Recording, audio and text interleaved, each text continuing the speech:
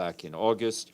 The remaining bases of Gao, Timbuktu, and Bamako, where MINUSMA is currently consolidating it, will be converted into liquidation sites and handed over to the Malian authorities once the liquidation phase that will begin on January 1st is completed.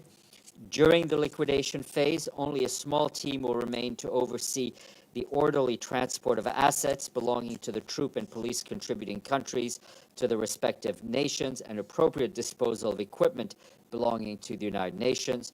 These assets will either be repatriated or redeployed with other UN peace missions, or gifted to the Malian authorities, or sold into the market in accordance with our relevant rules and regulations regarding the closure of peacekeeping missions. As the drawdown of MINUSMA personnel continues, half of the 13,871 personnel have now departed Mali. This week, the Chadian and Guinean contingents of the convoy that left Kidal are scheduled to leave from Gao back to their respective countries. The UN reaffirms our determination to complete the withdrawal of MINUSMA from Mali, with the exception, of course, of the liquidation team, including a guard unit and rear parties to troop and police contributing countries, by the scheduled date of 31st December. And we are counting on the full support of Mali in that regard. We will send all of that by email shortly, so you get the numbers right. The Secretary General, turning to Afghanistan, the Secretary General condemns in the strongest terms the attack that took place on November 7th on a commuter bus, resulting in multiple civilian casualties. He reiterates his call to protect civilians, expresses his deepest condolences to the families of those killed, and wishes a swift recovery to the wounded, and he conveys his solidarity to the people of Afghanistan. Turning to the Democratic Republic of the Congo, the UN Famine Prevention and Response Coordinator, Rina Galani, is on a 4-day mission to the country to discuss food security. Ms. Galani is meeting with authorities, diplomats, and aid partners to explore options to tackle the root causes of food insecurity, mobilize resources, and advocate for innovative interventions to prevent a famine. She said that the country needs to support to transform how it produces food to eradicate poverty and hunger, which affects a staggering 25.4 million people. That's nearly 25% of the population in the DRC. More than 7.5 million of these people live in conflict-hit parts of the eastern and western part of the country. And from Somalia, a quick update for you on the exceptionally heavy rains and floods that continue to hit across the country. Our colleagues at OCHA say that the heavy rains and flooding have now impacted nearly 1.2 million people, with nearly 335,000 men, women, and children displaced from their homes.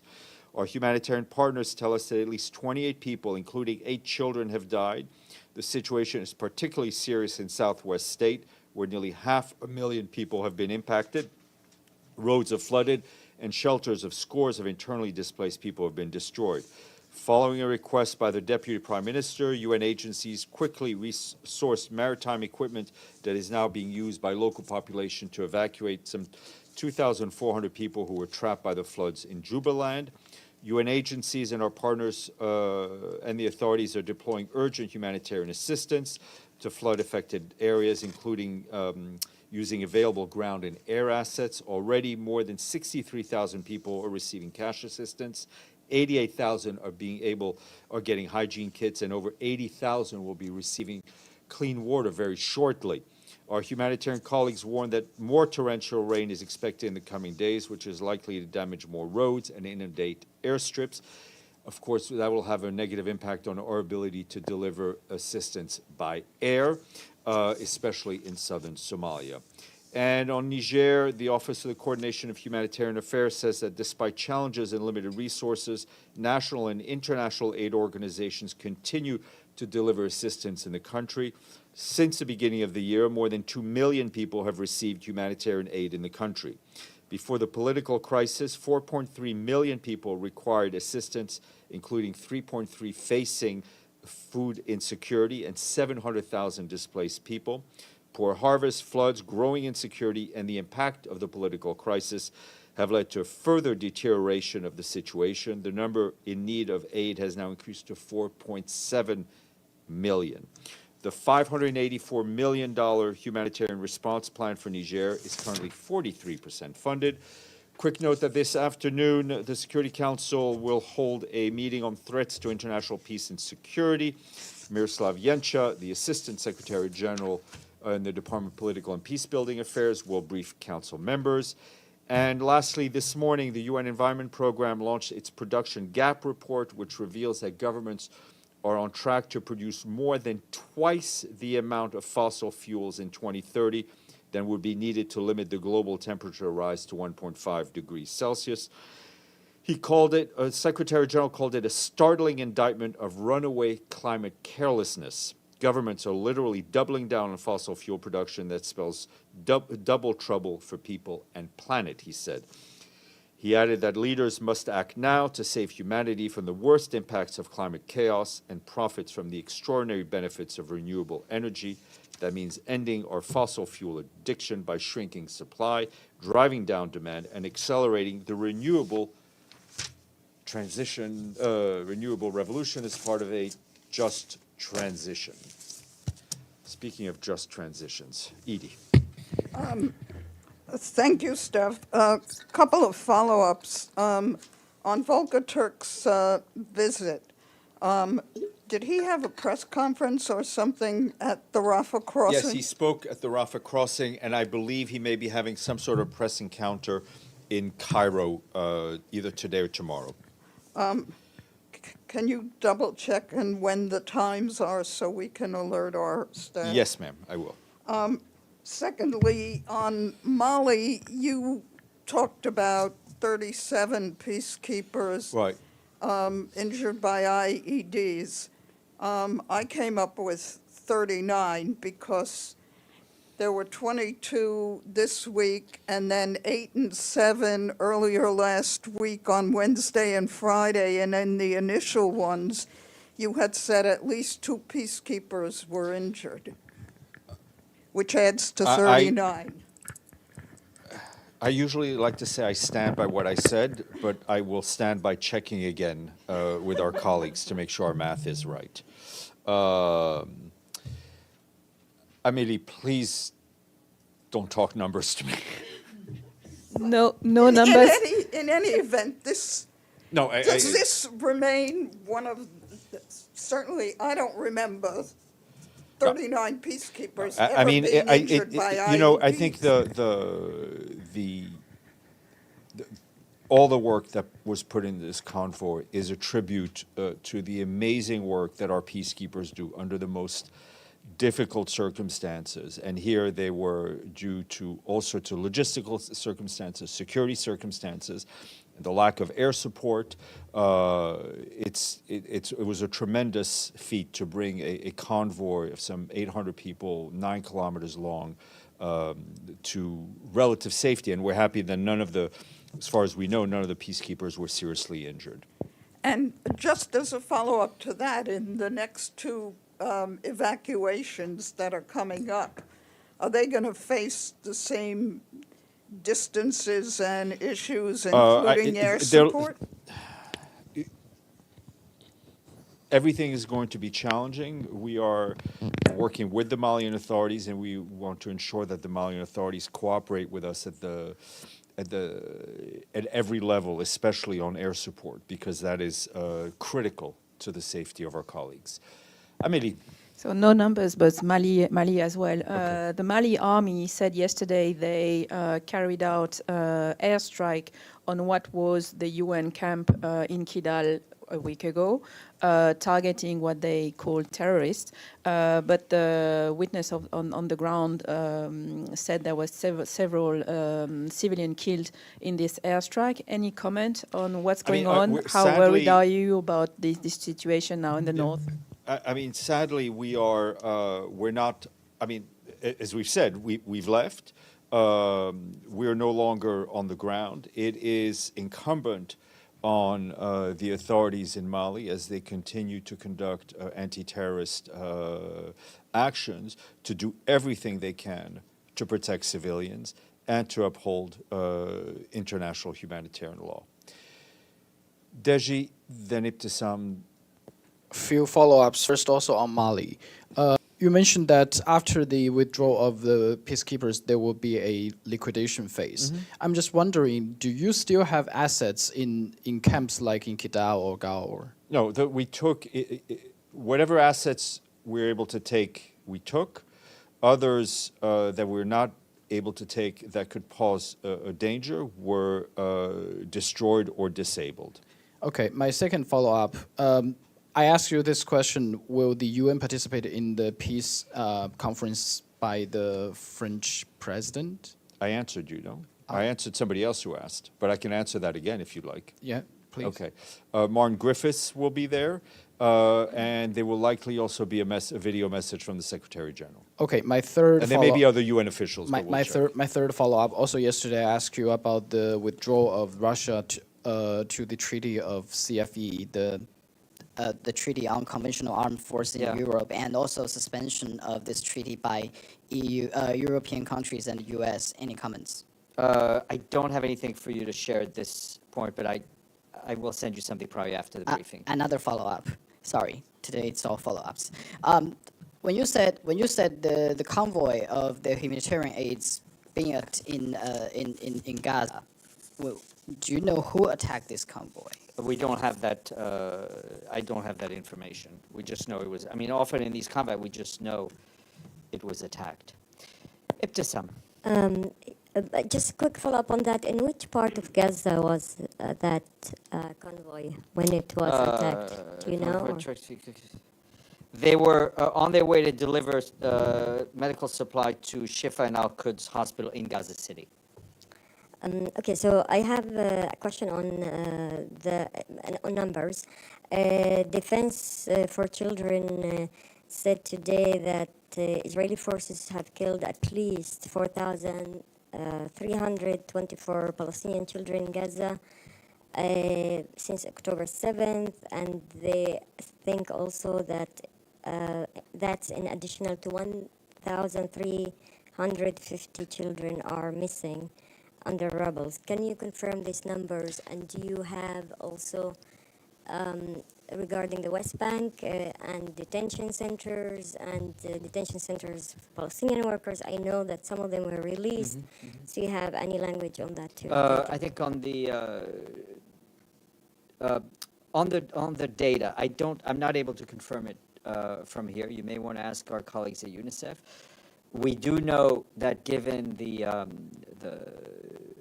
large number, I mean, the high proportion of young people and children living in Gaza, we have no doubt that a large number of children have lost their lives in Gaza.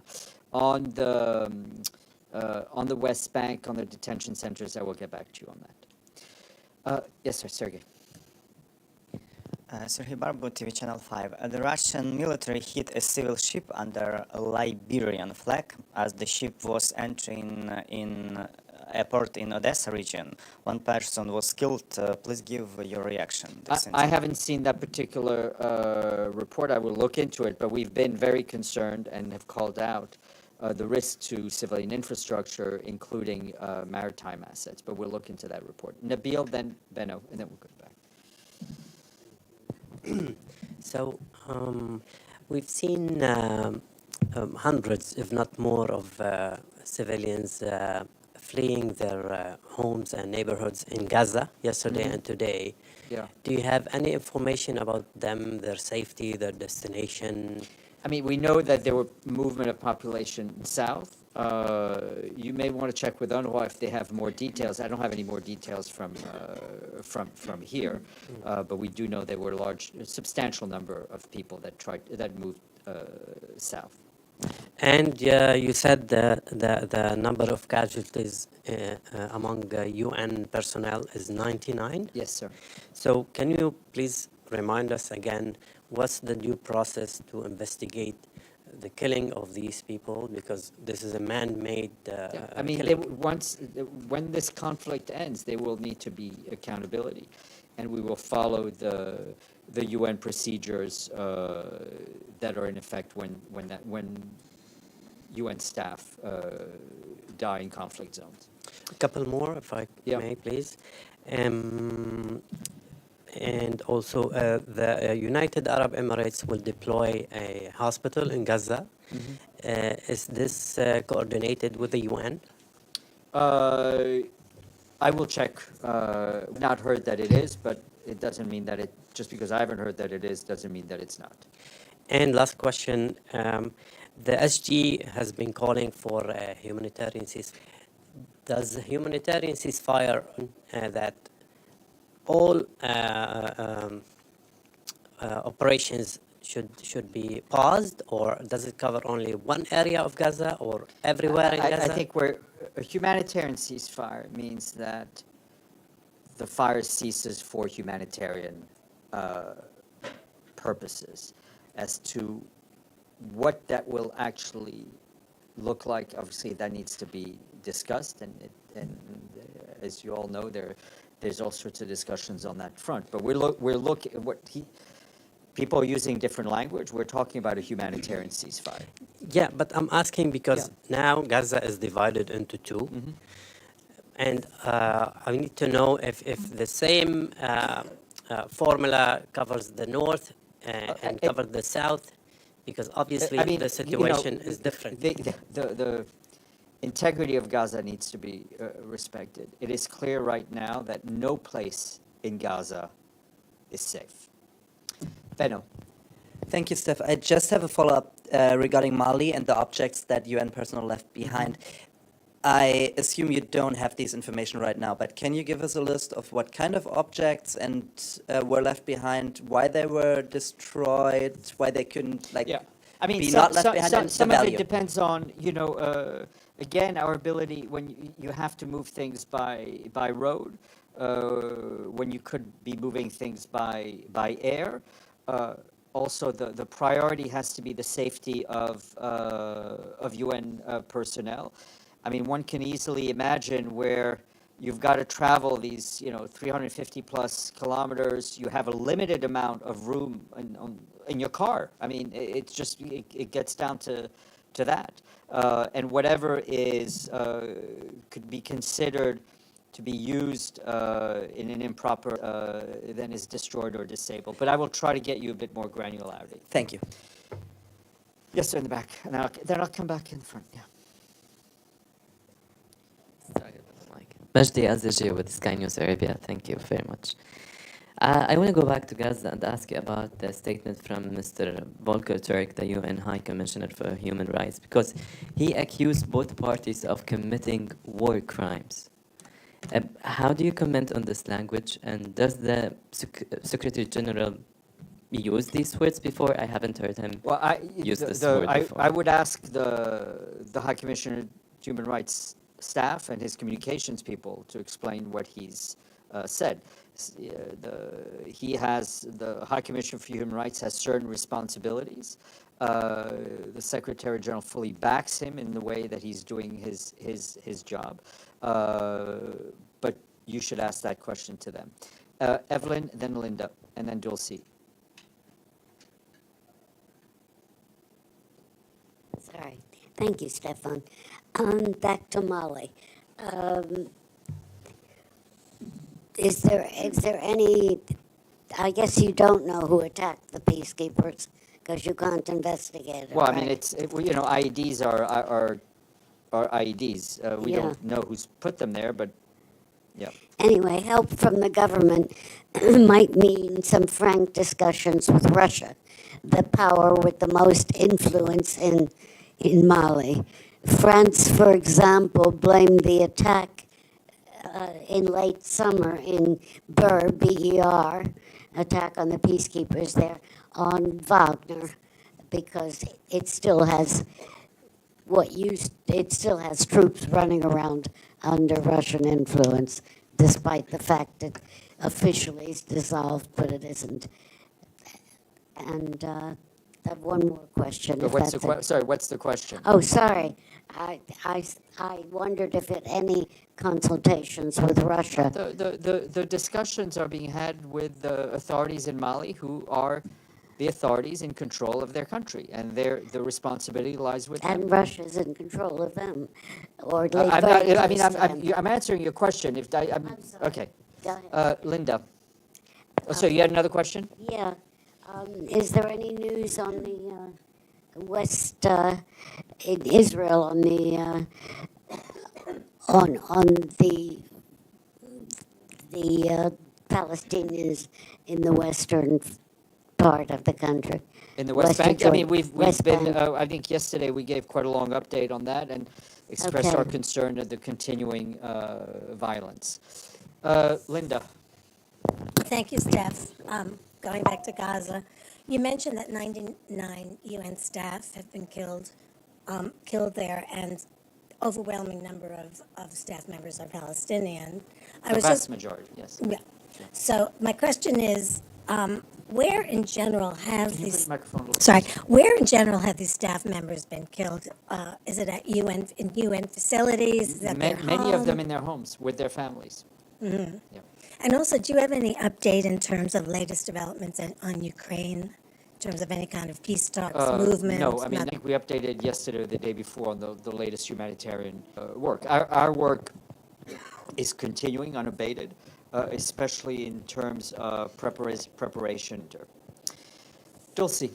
Yeah, on the situation, did you say in your long, detailed remarks that these troops are now in Gao? And what happens next? Some of them will leave back home. I think I mentioned, I should listen to what I say as well. I think it's troops from Bangladesh, Chad, Guinea, Nepal. what I said is that this week the Chadian and Guinean contingents of the convoy that left Kidal are scheduled to leave from Gao to their respective countries. So how are they getting home? I think we will, I don't think we want to publicize in advance, given the situation, their exact travel plans. Well, is it road or air? I think our primary concern is with their safety and that they get home safely. What about the troops that are you didn't mention? The others will leave through Bamako. I mean, you know, we had troops from, if I'm not mistaken, including Bangladesh. They will clearly leave by air from Bamako, and others will probably leave from Bamako. So they're traveling by road again from Gao I to will, Bamako? one step at a time, in order to keep the casualties down. Let's go to the screen, and we'll come back for round two. Maggie, Abdelhamid, and then Yvonne.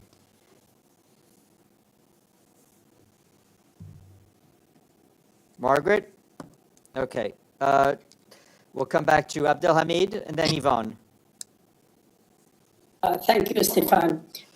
First, where is Or Winsland now? Can you locate him anywhere in? I can locate him. Palestinian He's in. territory? I can locate him. He's in Jerusalem. He is in Jerusalem. Okay. So, is he planning to visit Gaza or Rafah crossing like any other UN official? Look, everyone has different roles to play. A lot of the work that Mr. Venezuelan does is political.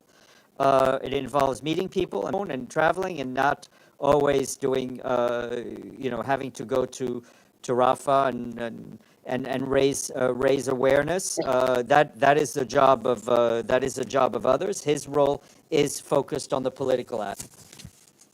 I have another question, if you don't mind. Never. Okay.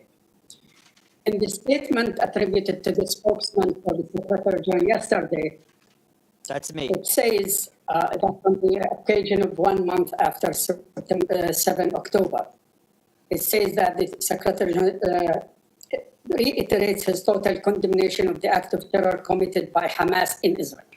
It's condemnation and addressed to Hamas, mentioned by name Hamas. Now, the statement continues and it says the Secretary General remains extremely distressed by the killing of civilian innocents. Abdelhamid,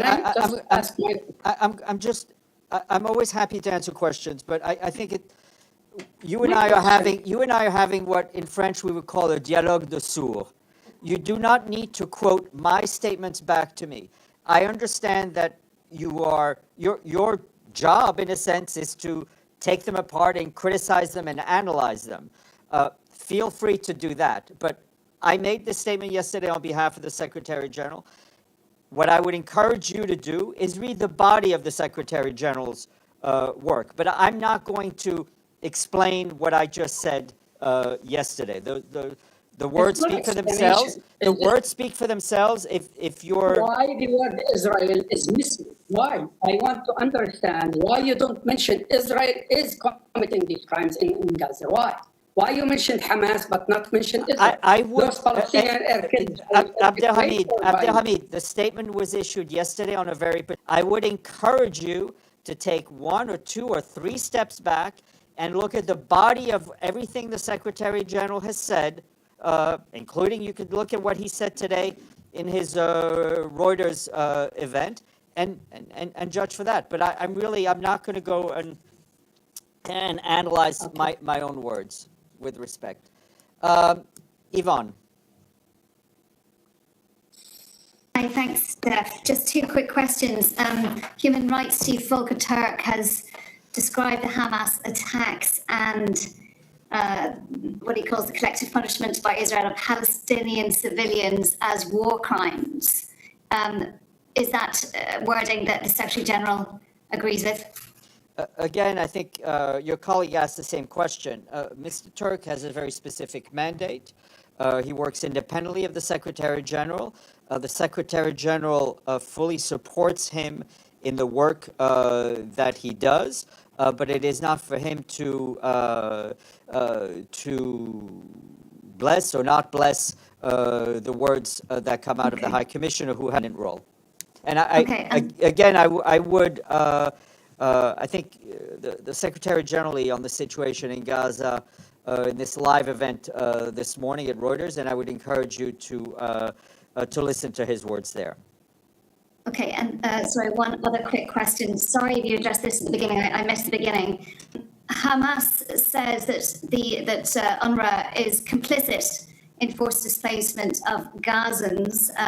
They say that UNRWA is colluding with Israel in the forced displacement of residents. Have you got a response to that? What I can tell you is that UNRWA and the UN in general doesn't collude with anyone. Our only focus, and UNRWA's only focus, is to support the civilian population in Gaza in what is a horrendous and undescribable moment in their history, and we will continue to do that.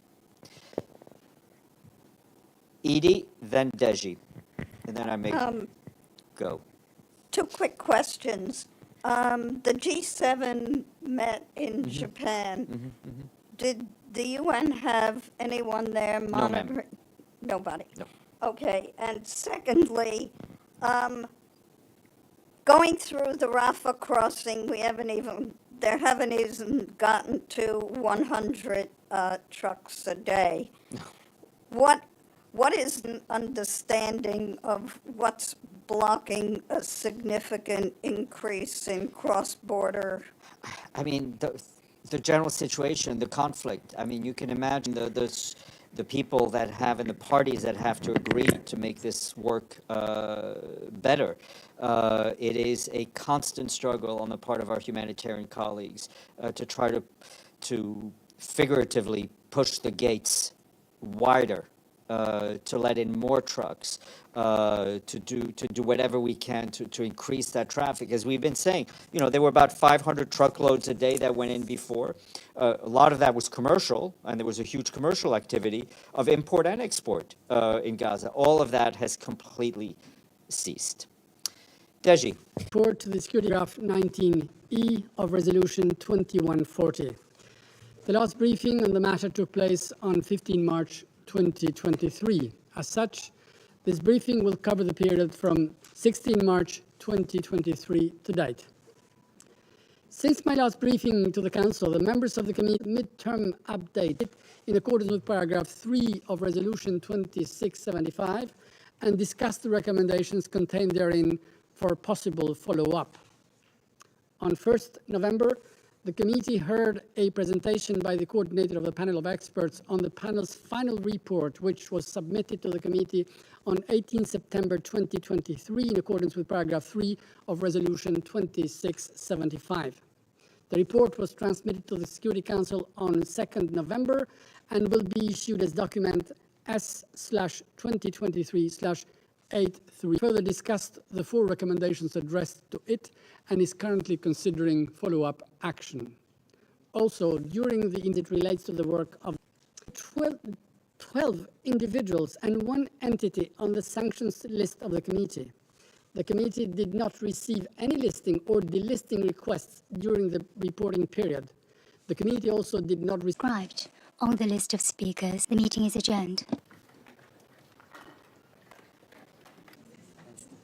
Okay.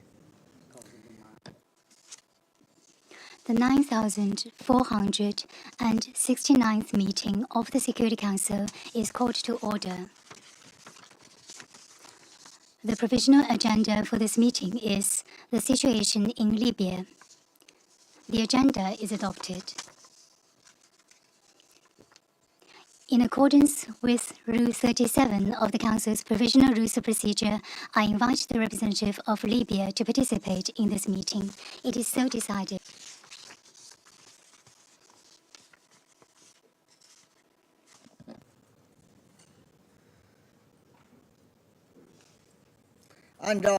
In accordance with Rule 39 of the Council's Provisional Rules of Procedure, I invite Mr. Karim Khan, Prosecutor of the International Criminal Court, to participate in this meeting. It is so decided.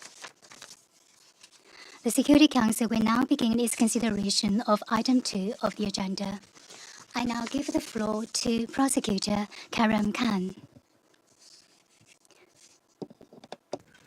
Mr. President, first of all, thank you for the opportunity to brief the Security Council today. I also wish to acknowledge and express my personal thanks to His Excellency, the Permanent Representative of Libya to the United Nations for his attendance at this session of the Council in New York. If I may, and with your leave, I would wish to begin by offering my really most profound condolences to the Libyan families, to the communities affected by the devastating flooding in Derna and in other parts of Libya that the world saw in September of this year. I am well aware that this has led to tragic loss of life of thousands of Libyans, destructions of hospitals, schools, residences and infrastructure. And this represented really further misery, further tragedy that the Libyan people have endured for years. And I simply wish to express my solidarity, my office's solidarity with the Libyan authorities and the people of Libya as they continue their recovery.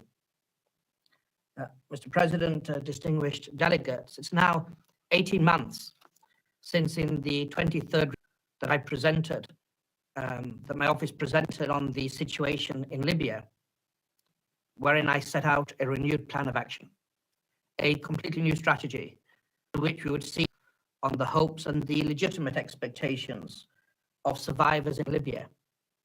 This plan reflected an overall approach that I have sought to introduce across the various situations addressed by my office, based upon a targeted, a field-focused, and indeed dynamic approach to investigations that seeks to fully harness cooperation with all stakeholders and which measures our progress based upon clear objectives. I am pleased to be able to confirm to the Council again today that we have made significant progress in the implementation of this strategic plan over the last 6 months. As reflected in my report, this has included a number of key steps towards the realization of the targets, the objectives that I set 18 months ago. To give an example, we have continued to accelerate our investigative activities. The team has undertaken in this reporting period over 15 missions in 3 regions, collecting over 4,000 items of evidence. This includes video evidence, audio material, forensic information, satellite imagery, as well as conducting numerous witness screenings and witness interviews. And I'm pleased to say we have benchmarks as part of our keys of inquiry that I set out 18 months ago. We've made particular progress with respect to the crimes related to the 2014-2020 period. Those lines of inquiry against key suspects have successfully concluded. The office is now approaching the stage where investigative activities in relation to this priority line of inquiry that I detailed in my previous reports can be assessed as complete. Positive progress has also been made with respect to the lines of inquiry, such as the investigations regarding detention facilities and the investigations regarding crimes regarding against migrants. We have deepened critically our engagement with those affected by alleged Rome Statute crimes. We've increased contact with victims associations, with representatives, and with civil society organizations on the Libya situation. And we've been significantly aided in that quest, in that objective, by the continuous presence my office has had in the region. Regional presence is absolutely essential to effective investigation and the prompt delivery of our mandate. And this increased engagement has enriched and helped to further accelerate the investigation, providing access to key new potential evidence and witnesses. As part of these efforts, in July this year, my office also held a multi-day training seminar with many different Libyan civil society organizations to discuss and explain the application of the guidelines for civil society organizations that we developed together with Eurojust. This is part of a joint endeavor, the partnership that I've previously mentioned, of trying to bring everybody on board, not have spectators, and to ensure that we try to more thoroughly and more completely investigate crimes under our jurisdiction. And Mr. President, we are also continuing our progress in harnessing advanced technology in the quest for more justice, wider justice, and more meaningful justice. In this reporting period, major steps forward include revolutionizing our approach to the use of technology in our investigations. And this has included, for example, transitioning our evidence holdings into the cloud to use a cloud-based evidence management system, which will allow the Libya team to draw on artificial intelligence, machine learning tools, such as automated transcription and translation of video and audio material. In this period, we have also launched OTP Link, which is a digital platform allowing for more secure transmission of information from external stakeholders, including witnesses. This is something that has become available not only to witnesses in the Libya situation, but also other situations addressed by the office as well. As highlighted in my report, our work has not been restricted to simply accelerating our own independent investigations and actions. I said it before, Mr. President, and I want to underline my commitment. Deepening collaboration with national authorities through a more dynamic approach to cooperation and complementarity is central to my vision and the work of the office everywhere. And this renewed approach has been particularly impactful with respect to our investigations in relation to crimes against migrants in Libya. It really doesn't matter if flag is behind a judge or a prosecutor. Indeed, Mr. President, I've said, and I hope you won't tire of hearing it, that the central objective under the Rome Statute is that wherever possible, the flag behind a judge or the flag behind a prosecutor should be the flag of a member state of the United Nations and not the International Criminal Court. But we should judge our success not only by the number of prosecutions before the ICC, but by our integrity, by our resilience, by the rigor and professionalism of our independent investigations, and our ultimate assessment of the impact of this council referral for survivors and for the families and victims must actually incorporate the results that we have helped to deliver, the results that we have supported collectively in the domestic jurisdictions of member states. The office has to work as a hub, not as an apex, and we work in partnership with any state or national authority that wishes to join hands in the quest for more justice, more accountability, and less impunity. In line with this approach, Mr. President and distinguished delegates, over the last 6 months, my office has continued to work closely with the joint investigative team that is investigating crimes against migrants on the central Mediterranean route. We joined that last year. And this membership of that JIT, that joint investigative team, represents a fundamentally new way of working with national authorities. In the last 6 months, we have completed several joint investigative missions. We have held weekly information sharing meetings with these key partners, and we are accelerating collective action. An expert level meeting of the joint team was held last month at the end of October to share updates, to share information, and to prepare for the strategic level meeting that will be held next month. Based on this collective work, the office has been able to provide tangible support with respect to ongoing investigations and prosecutions, with respect to key suspects in human trafficking investigations and prosecutions in Italy and in the Netherlands. As also reflected in my report, our engagement and cooperation with the Libyan authorities remains at the heart, remains at the absolute center of our strategy with respect to this situation. Within the last reporting period, I confess we've had some challenges with cooperation.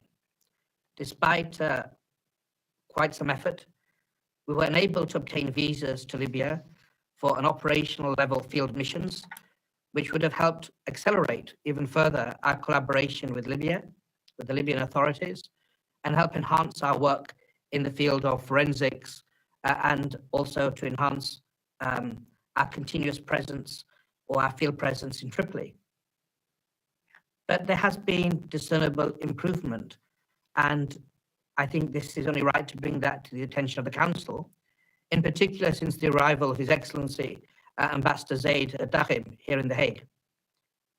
And with the instructions that were transmitted to him from the President of the Presidential Council, His Excellency Mr. Mohammed Al-Menfi, the embassy confirmed that it will extend full cooperation from the office. And only this morning, I received my own visa to Libya, to those of members of my office. And this, God willing, will also allow my next report to the Council to be given from the territory of Libya. I hope, inshallah, that can take place. I'm pleased to confirm to the Council that cooperation will, I hope, form a solid basis for us to report on more significant progress over the next period. Mr. President, in the last 6 months, through the partnership with affected communities, with the Libyan authorities, with international partners, we've continued our positive momentum in relation to the situation in Libya, and we are the results. I wish to emphasize with the greatest of respect to the Council that we can't take this progress for granted. The resource constraints my office faces are real, they are profound, and they are placing increasingly critical pressure on our ability to deliver on our mandate across the different situations that we face. During the period, we have received valuable extra budgetary support from states that has benefited our work, including the secondment of national experts, for example, with specialism on sexual and gender-based crime, and the provision of financial contributions that have supported the technological reforms I've already referred to. However, whilst these contributions had a positive impact, have allowed progress to take place. The last 6 months have rendered it even more apparent to me about the challenges we face due to what it can only be described as an inadequate, insufficient core budget from my office. And based on a fundamental strategic review of our work, and I have 2023 to 2025 new strategic plan, I have identified significant resource shortfalls, and I have made a request to the Assembly of State Parties for an increased budget in 2024, particularly with regard to our ability to investigate financial flows that are relevant to the Libya situation and proceeds of crime. God willing, in December, at the Assembly of State Parties that will take place in New York, I will be making a request to all state parties of the ICC to demonstrate their continued commitment to the proper application of international law and the commitment to give the men and women of my office the resources needed so we can vindicate the rights of survivors in the Libya situation, but all those in every other situation as well. Because of course, every human life matters equally. Mr. President, distinguished delegates, in my first briefings to you as prosecutor, I underlined that for survivors and for affected communities, for families, for those looking for their loved ones or those grieving the passing of their loved ones, I had to provide a clear vision as to what my office's ultimate collective goal was, pursuant to the mandate that you gave us, pursuant to Resolution 1970. And I made it very clear in my very first to the Council, in the Sudan situation and in the Libya situation, that referrals cannot be a never-ending story. Through the new investigative strategy I have placed before the Council that I've touched upon today, I sought to provide much greater clarity with regard to what we're doing, what we're focusing on. And whilst my hands are tied to some extent to what I can say publicly because of the duties of confidentiality I owe to the court and orders of the court, I am of the view that the results of this new strategic approach are significant and are clearly discernible. But as we continue to build on this momentum, it is critical that my office continues to proactively and meaningfully engage with this Council, with the government of Libya, and of course with survivors, to begin to chart a path that leads to the successful completion of our investigative activities in relation to the situation as a whole. The legal basis for my office to investigate crimes connected to this referral, underpinning the investigative strategy, is clear and it's ongoing.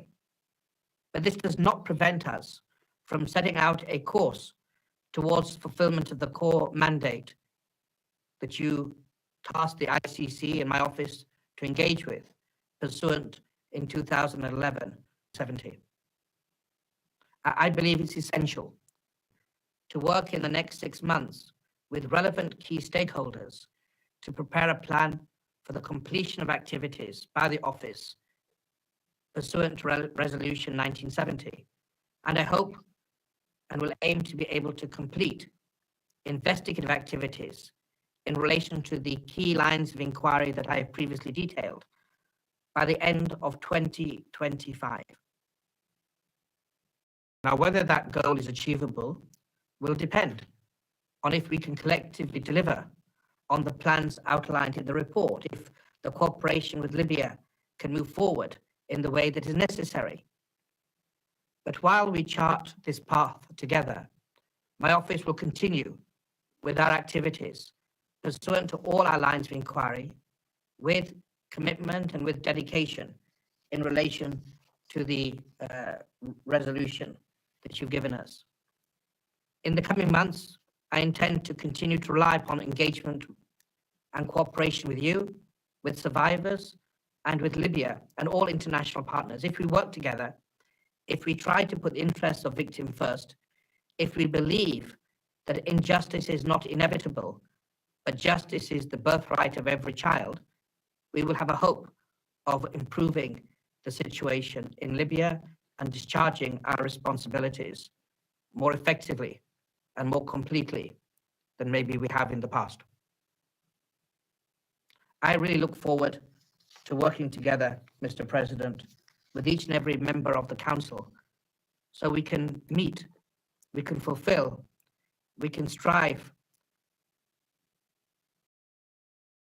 meet what are the legitimate expectations of the families and victims of Libya, the people of Libya, the hope and aspirations of the people of Libya, and of course, the trust that the Council gave to the ICC when this referral was made those years ago. Thank you so much for your time and attention.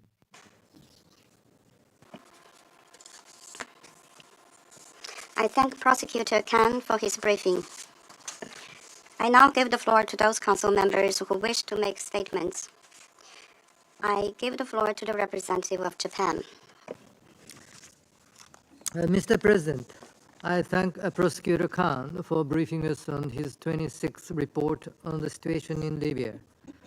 At a time when international peace and security is being challenged around the world, the International Criminal Court, as the central institution of the international criminal justice system, stands at the front line of the global fight against impunity. Perpetrators of serious crimes must be held accountable, and justice under the rule of law must be achieved. Japan welcomes the continued progress in the investigation led by the Office of the Prosecutor and its renewed strategy of April 2022, fully utilizing available resources and modern technologies. Japan also recognizes the support provided to the prosecutor's office by the United Nations Support Mission in Libya.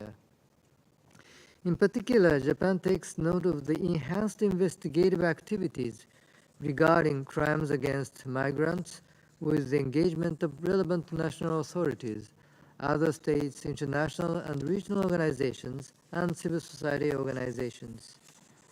Japan is also encouraged to hear that investigations in relation to the 2014 to 2020 operation have moved toward the completion phase.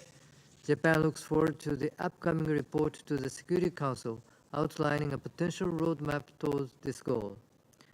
On the other hand, it is a little bit unfortunate that cooperation with still falls short of our expectation. Japan calls on both the Libyan authorities and the ICC to rapidly resolve outstanding issues, including with regard to visas, in a positive way, so that the court can operate in Libya and carry out its necessary mission. Another challenge is the lack of major progress in the investigation into the 2011 violence, including the prosecution of Saif al-Islam Gaddafi. We look forward to seeing the court expedite its process. Mr. President, when Japan and Switzerland hosted the Area Formula meeting in July, many states called for further utilizing the Court for International Peace and Security and requested enhanced cooperation with the Council as well as with each member state. Japan proudly supports the Court by providing both human and financial. Switzerland. Monsieur le Président. Mr. President, Switzerland thanks the prosecutor for his presentation and for submission of the 26th report on the situation in Libya. This report is a guarantee of transparency, and it gives us a clear and comprehensive account of the efforts of the office over the past 6 months in pursuance of the mandate issued under Security Council Resolution 1970. I wish to make 3 points. Firstly, we congratulate the Office of the Prosecutor on the consistent and meaningful progress made in the implementation of the renewed action strategy for Libya. Switzerland takes note with interest of the progress made in the 4 lines of investigation. The progress made in the investigation into crimes linked to operations in 2014, which will soon be considered complete, is particularly noteworthy. We also welcome the emphasis placed on psychosocial support for victims, as well as support for witnesses in terms of security and medical assistance, including with the assistance of national authorities. And we welcome the prosecutor's indication that the office will be, in its next report, able to present a potential roadmap for the completion of the office's activities in accordance with Resolution 1970. This announcement attests to the office's commitment to carrying out its activities in accordance with clear and concrete objectives. Secondly, Switzerland supports the court's effort to digitalize, thereby contributing to its openness to new technologies in order to enhance its efficiency. Taking advantage of new technologies while preserving its integrity will enable the court to optimize its efficiency. We also take note of the digitalization of evidence and the launch of a digital platform. By enabling the secure and rapid exchange of communications to contribute to the security and safety of victims, witnesses, and civil society organizations. In this context, we stress that data security and the protection of judicial infrastructure are of paramount importance. We condemn all the more strongly the cyber attack to which the court fell victim this past summer. Furthermore, for the court to be able to carry out its mandate effectively, its independence and impartiality must be preserved. To do so, we wish to stress the importance of providing the court with human and financial resources that are commensurate with the tasks incumbent upon it. Thirdly, cooperation is key to enabling the court to fulfill its mandate. This is why we strongly encourage the Libyan authorities to continue their cooperation with the Office of the Prosecutor, specifically vis-à-vis the granting of visas. Visas are essential for the office to be able to conduct missions on the ground and to ensure its presence in Libya.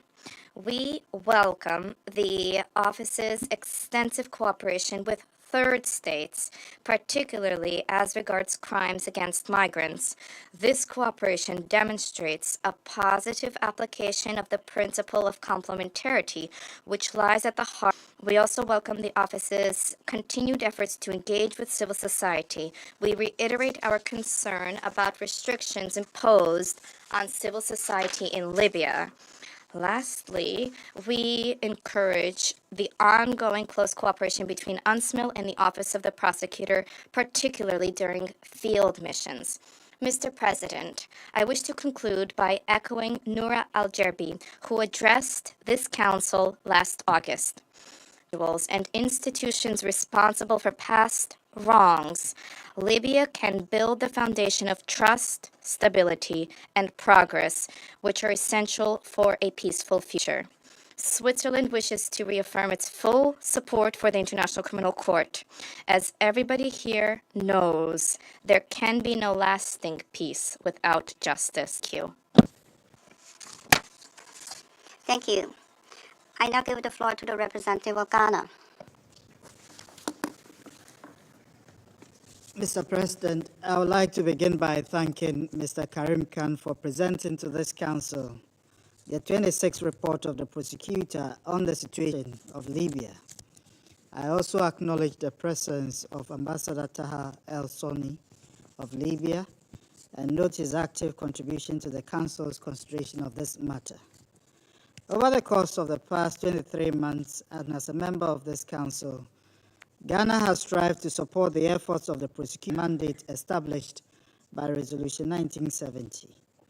As we make our last statement on this agenda item, during our present membership of the Council, our confidence in the work of the prosecutor remains undiminished, and we commend the strong progress made in the implementation of the renewed strategy of the Office in relation to the situation in Libya. We join in welcoming the continued transparency and clarity provided by the Office with respect to the progress made on the 4 key lines of inquiry under this strategy.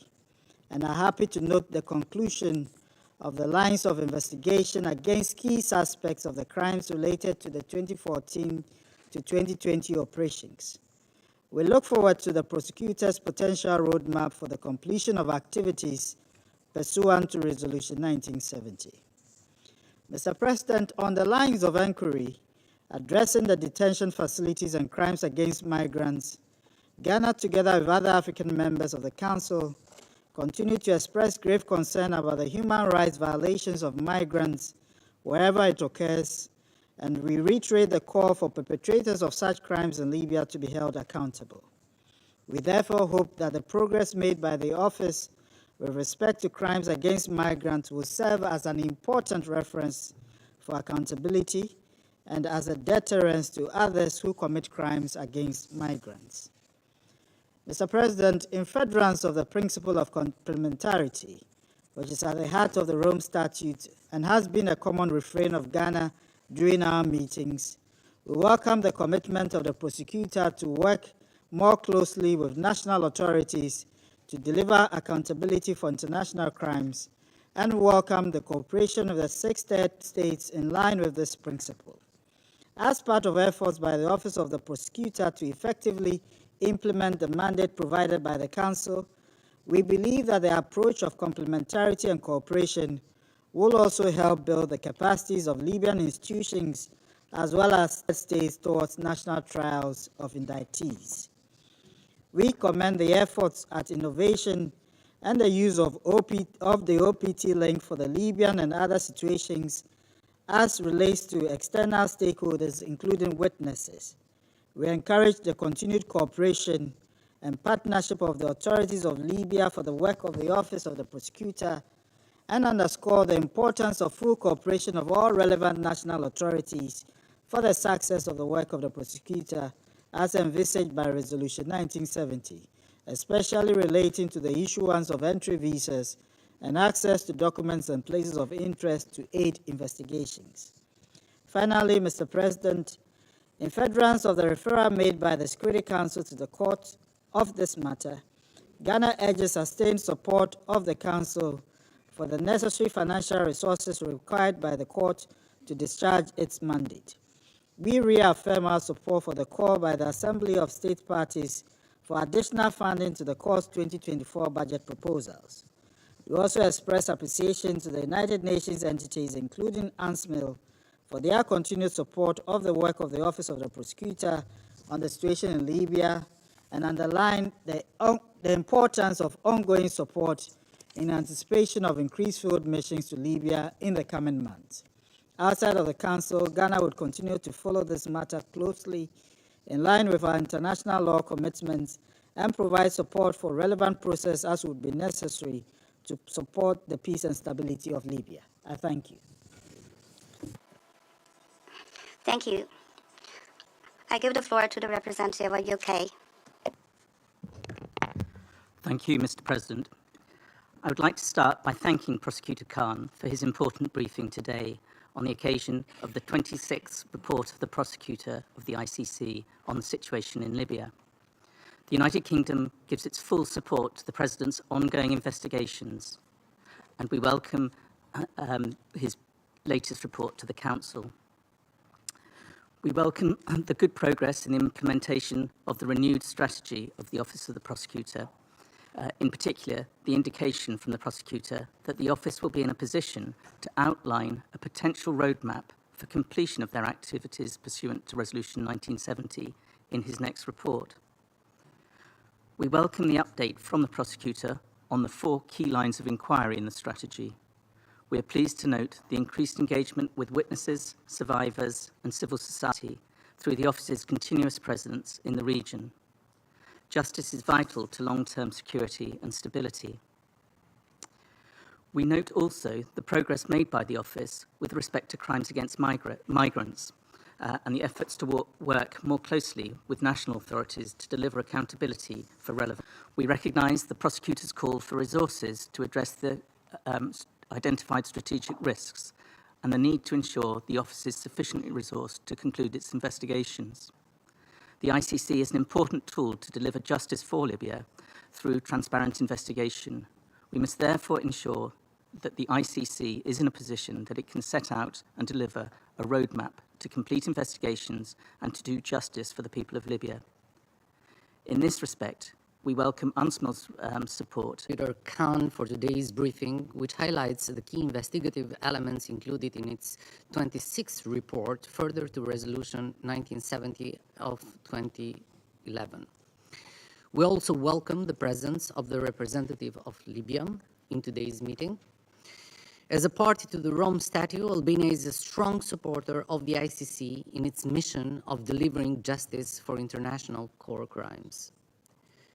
The ICC is playing an important role in pursuing justice in Libya, multiple challenges, including the devastating floods. Allow me at this point to express our solidarity with the people of Libya.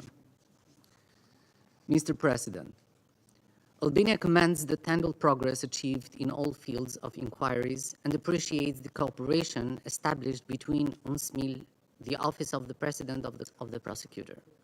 We also welcome the cooperation with the Fugitive Track Unit of IRMCT in bringing to justice the perpetrators of atrocity crimes. As we have stated before in this chamber, we consider the ICC as a key component of the global struggle to end impunity and strengthen accountability. It represents the only hope for the victims of atrocity crimes to receive justice. We fully support it. Mr. President, the independence of judiciary system is a universal principle I believe we all share, and any attempt to undermine the impartiality, the independence of the courts goes against the UN Charter and shared values. Albania condemns the cyber attack against the court's infrastructure. Any effort to put pressure on judges or interfere in the judicial processes is unacceptable. Mr. President, we urge the Libyan authorities to promote and protect human rights, to protect civilians, including migrants, and to deliver justice for the atrocity crimes committed in Libyan territory. In this regard, the office's presence in Tripoli must speed the evidence collection process and support the victims of such horrific crimes. Albania welcomes Prosecutor Khan's vision for the completion of a new strategy in a reasonable time frame. This is the way to make sure that the perpetrators of atrocity crimes at large will face justice soon. We commend the ICC collaboration with the independent fact-finding mission on Libya and its engagement with affected communities and civil society in gathering evidence on extrajudicial killing, torture, rape, sexual slavery, inhuman treatment, and crimes against migrants. Albania fully supports the Trust Fund for victims, aiming to reintegrate them in society. Particular protection must be given to women and children. This is a momentum for accountability, a unique opportunity for Libya to ensure justice, support reconciliation, and cut once and for all the links with the dark past. In conclusion, Mr. President, as this is Albania's last meeting on ICC Libya, I would like to assure you that Albania will continue to stay beside the victims of atrocities and work closely with Libya, ICC, and other partners in promoting human rights, rule of law, and reconciliation. Delivering justice and accountability are preconditions for lasting peace, security, and development in Libya and elsewhere. Thank you, Mr. President. I thank the representative of Albania. I now give the floor to the representative of UAE. السيد الرئيس أرحب Mr. President, at the outset, I welcome the prosecutor of the International Criminal Court, Mr. Karim Khan, and I would like to thank him for his briefing today. I also welcome the participation of the permanent representative of Libya, Ambassador Taher Al-Sunni, in our meeting today. Mr. President, the Libyan people continue to suffer from the massive devastation caused by the floods last September. The international community must consider how we can best help the Libyan people recover, and how we can build on the solidarity and unity they have shown to regain momentum in the political process and achieve a political settlement that is Libyan-led and Libyan-owned, in which accountability and transitional justice are key elements. In this regard, we emphasize that it is the primary responsibility of sovereign states to prevent and address crimes committed in their territory and jurisdictions, including atrocity crimes.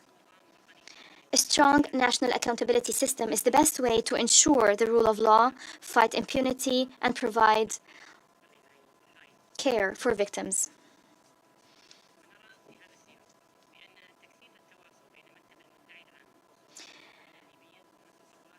We are encouraged in this regard by the Office of the Prosecutor's increased engagement with national authorities pursuant to the ICC's fundamental principle of complementarity, and we stress the importance of continuing and deepening that cooperation with the relevant national authorities in Libya through engagement and dialogue. Investigating the crimes committed against migrants is one of the urgent and most important priorities of the ICC. These important investigations must be carried out through active cooperation with the national Libyan authorities and with strong support for their national efforts. Close and intensified international cooperation is also necessary to dismantle the transnational organized criminal networks that prey upon migrants and displaced persons, including in countries of origin, destination, and transit. In conclusion, we affirm the UAE's support for the efforts made by the United Nations in support of Libya, and we hope that concerted efforts would be made to realize the legitimate aspirations of the people of Libya and to restore security and stability in the Middle East and North Africa. We stress here that achieving peace in the region will not be possible without stopping the bloody war on the Gaza Strip, where women and children are bearing the brunt of its impact. This war threatens to expand across the wider region, which has been escalating tensions. I thank you. Okay. I thank the representative of UAE. I now give the floor to the representative of the United States. Thank you, Mr. President.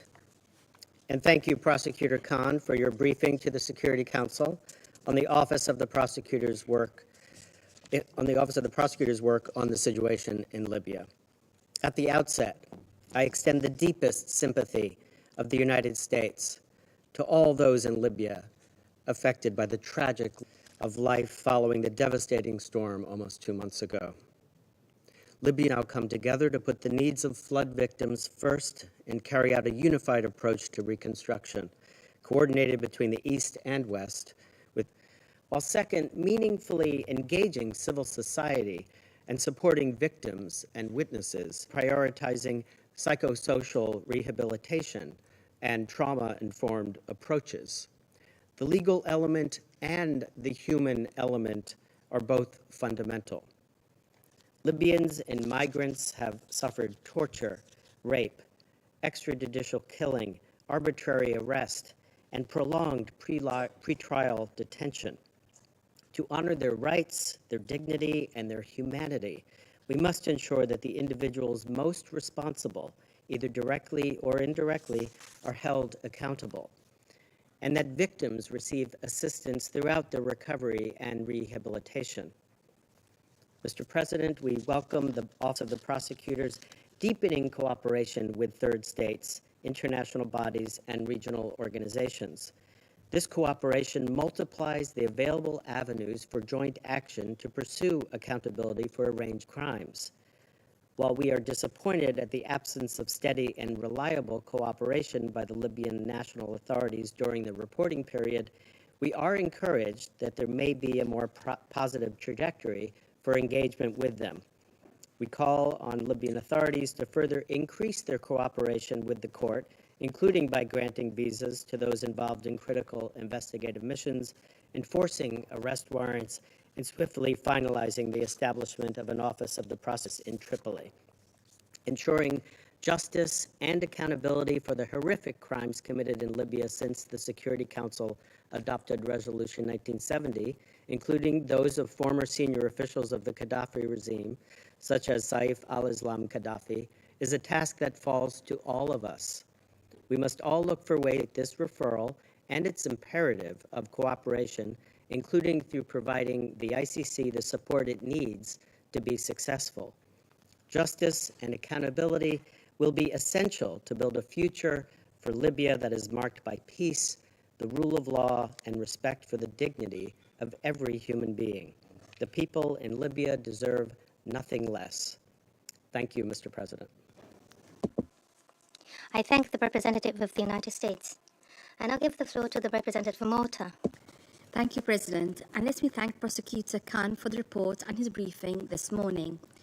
I reiterate Malta's strong support for the work of the International Criminal Court and the tireless efforts of the Office of the Prosecutor in pursuing justice for victims of the most horrific crimes in different conflict situations. I also welcome the Permanent Representative of Libya to today's meeting. The ICC's work in relation to the Security Council's referral of the Libyan situation is critical not only for accountability for international crimes, but also for long-term peace and stability in the country. In this regard, we are pleased with the progress made during the reporting period on the implementation of the renewed strategy of the Office for the Situation in Libya. We want to mention the significant progress across the lines of inquiry, particularly in addressing the 2014-2020 operations, where lines of investigation against key suspects have been successfully concluded and the Office is approaching the stage of completion of the investigative activities. We are also encouraged by the positive progress with respect to the inquiries addressing detention facilities and alleged crimes against migrants. We commend the accelerated engagement with Europol on these crimes, as well as with relevant national authorities, through the joint team established to support the investigations. The proactive policy of cooperation with third states, regional organizations, and international partners enhances complementarity and is essential to achieve the objectives of the mandate.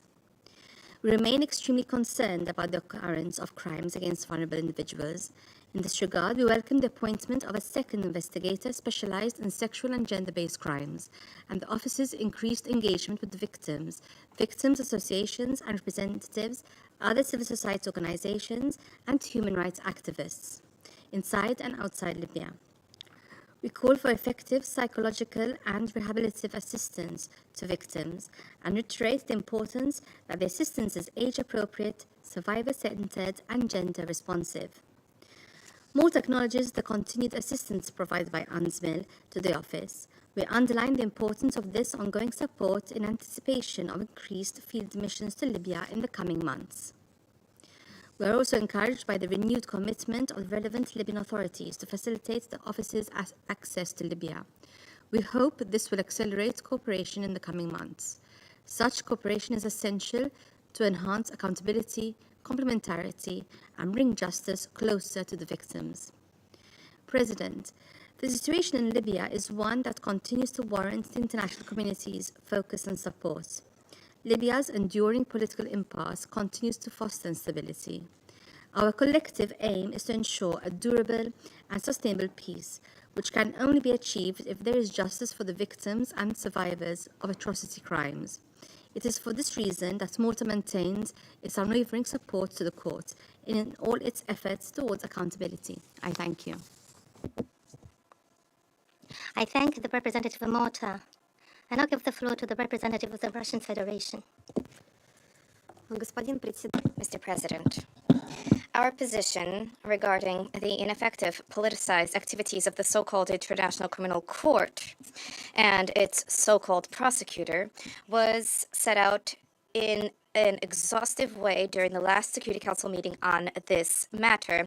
This position has not changed in any way, and it is available for familiarization in the verbatim record dating 11 May 2023, and has been also posted on the website of the Permanent Mission of the Russian Federation to the UN. Today, however, we once again have to pose the question, why is the Security Council spending time on useless runarounds with the ICC? The latest report of the prosecutor in substance is just as empty as is his promise to prioritize the consideration of the situations referred by the Security Council. Year after year, we read the same runarounds, only the words change, but we continue the same discussion. And for some reason, we make an appearance as if something is happening. With interest, we read about Mr. Hahn dealing with matters, for example, of migrants. However, what do we hear from him about this? We hear that he is cooperating with the structures of the European Union on this question, whereas at the same time, in fact, what he should have been doing is there are violations against migrants. And this is a picture which is very telling and usual. The situation is the same on all situations. On Darfur, for example, the same. The result is not just non-existent, but it is negative. If we are to take into account the situation in Libya and Sudan, in principle, there's nothing surprising here. The only real priority for the ICC are made-to-order trials, which are shamelessly paid for by Western countries, which inject into the pseudo-court millions of dollars in the guise of voluntary contributions. Against this backdrop, it is surprising to hear the constant complaints from the ICC about a shortage of funds. Even its regular annual budget is twice as large as the United Nations International Court. And this is not taking into account the generous sponsors and assistance from sponsors. And despite this, some of our colleagues at the Council are calling for consideration for additional financial influence to assist the court. We believe that the ICC has, for a long time, we have seen a decay and deterioration of the court, and this has been going for far too long for us to believe that additional funds can redress the situation. In this connection, we wish to propose another measure. Let us consider recalling from the ICC situations that had previously been referred to it on Libya and Sudan. If the Council could refer those situations to it, in our view, they can be then recalled. And this would be very useful because the Council would be free of having to listen to these so-called reports, and then we have the opportunity to begin to deal with delivering real assistance to these countries, including on the question of reinforcement of their legal systems. The political trial and national reconciliation needs to be in the hands of the peoples of these countries. The ICC here is clearly not helping. The years of procrastination of the pseudo-court and its officials on Libya and Darfur speak for themselves. And this is more striking than what can be seen in any report. These reports on the imitation of the work are heard twice a year, and this is clearly a pointless waste of our time. This time should be dedicated to other far more significant issues. Right now, for example, the question of Middle East settlement is a priority for the Council, should be. For years, we have heard another premise, that the investigation of the ICC, by the ICC into any given situation allegedly prevents the situation from escalating and allegedly deters the parties from perpetrating grave crimes under international law. Of course, this sounds great, but let's take a look at the reality.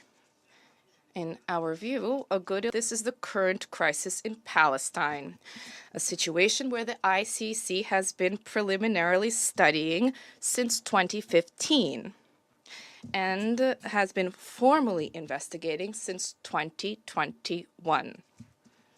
On the 6th of November, nearly 1 month after the beginning of the current escalation, the United Nations Secretary General stated that more UN aid workers were killed than in any comparable period in the history of our organization. He also said that Gaza is becoming a graveyard for children. Each day, hundreds of girls and boys are injured. It would seem that if back in 2021, the investigation into the situation in Palestine has been ongoing since 2021, the ICC, then some kind of action could have been undertaken, arrest warrants could have been issued, for example. But no, we don't see anything of the kind. The British pseudo-prosecutor lectures us about international humanitarian law. It is not clear to whom these lectures are addressed. Wake up, Mr. Khan. UN agencies, with directness that is unusual for them, are talking about war crimes. And moreover, there is nothing surprising in the inaction of the pseudo-court when it comes to the situation in Palestine. If anybody harbored any illusions about this organization, I think that now there should be no doubt.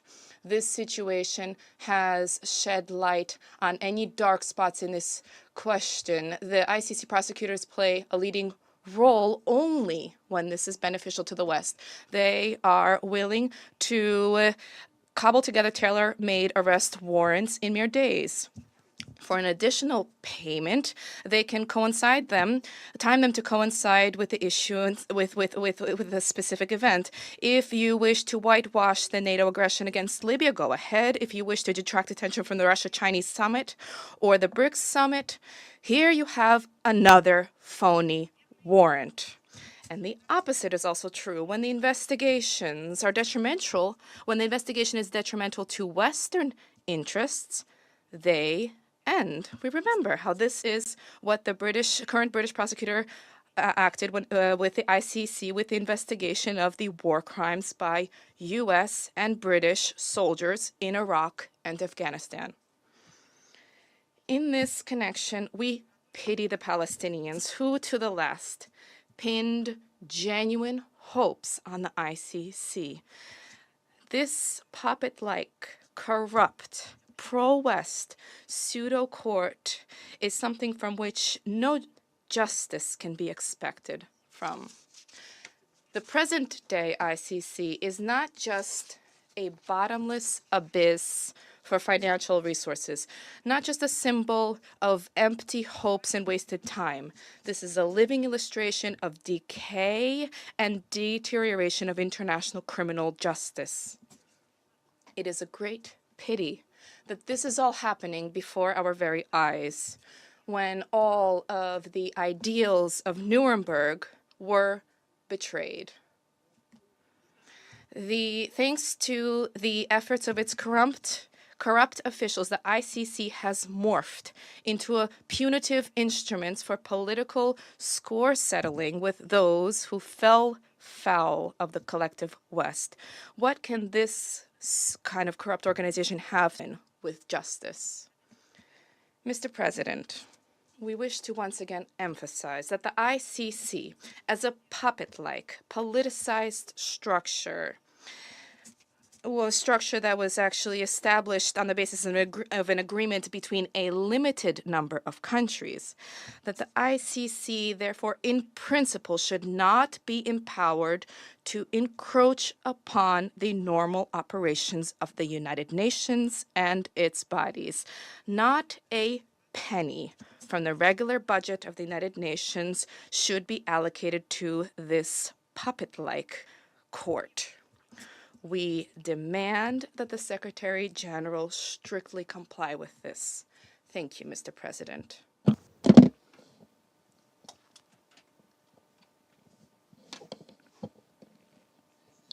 Thank you. I now give the floor to the representative of Brazil. Thank you, Mr. President. I thank the prosecutor of the International Criminal Court for his briefing on the 26th report on the situation in Libya. I also representative of Libya to complementarity is one of the cornerstones of the Rome Statute. It is a primary duty of states to exercise their criminal jurisdiction over those responsible for serious crimes. Only when the state is unable or unwilling to fulfill its duties can the International Criminal Court be called into action. Brazil welcomes the efforts of the Office of the Prosecutor to strengthen cooperation with Libyan national authorities. Resolution 1970 recognizes that states not parties to the Rome Statute have no obligation under the statute. At the same time, in this Chapter 7th resolution, the Council decided that the Libyan authorities shall cooperate fully with the court and the prosecutor. We note with appreciation the Office's comments that recent engagements with the Libyan authorities have reflected a more positive trajectory. Resolution 1970 also urged all states and concerned regional and other international organizations to cooperate fully with the court and the prosecutor regarding the situation in Libya. As a treaty-based tribunal, cooperation between states parties is of the utmost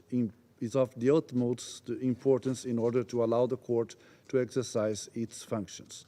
Since the court has no enforcement instruments, it relies solely on the cooperation of states. Such requests for cooperation by the court shall be fully consistent with the Rome Statute and relevant resolutions of the Security Council. Mr. President, in promoting accountability for the most serious crimes under international law, we should not be guided by politicization, but rather by the purpose of providing justice to the victims. Brazil, therefore, welcomes the efforts to empower victims, witnesses, and affected communities, both inside and outside Libya. We encourage the prosecutor to further engage with victims and their representatives. To avoid criticism of selectivity and double standards, all victims of the most serious crimes must be treated equally, regardless of the situation under investigation. Although there has not been any judgment in the Libyan situation so far, we welcome the efforts made by the Office of the Prosecutor to collect evidence. Brazil appreciates the progress made in the investigations. In order to be fully transparent, we encourage the prosecutor to provide additional information with respect to his 4 key lines of inquiry. Brazil expects that the efforts of the Office of the Prosecutor will ensure justice and accountability in accordance with the principle of complementarity. We hope that a fruitful relationship between the Office of the Prosecutor and Libyan authorities will foster a culture of justice and accountability in Libya. Thank you. I thank you for your statement. I now give the floor to the representative of Ecuador. Gracias. Thank you, Mr. President.